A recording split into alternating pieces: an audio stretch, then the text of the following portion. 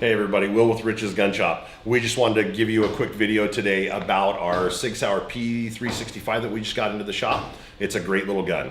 It's great for concealed purposes. You can throw it in your pocket, put it in a holster, do whatever you wanted to do with it as far as carrying goes. It's a nice ergonomic little gun, totally fun to shoot.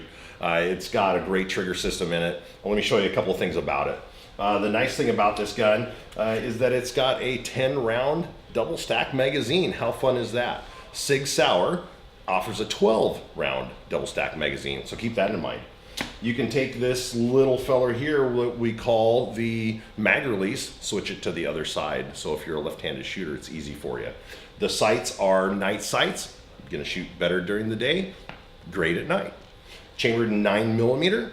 The trigger system is great short uptake. The reset, fantastic. It's got an oversized trigger guard, so those of us with fat fingers can get our fingers in there and activate that trigger, no problem. Come on down to Rich's Gun Shop. Take a look at it.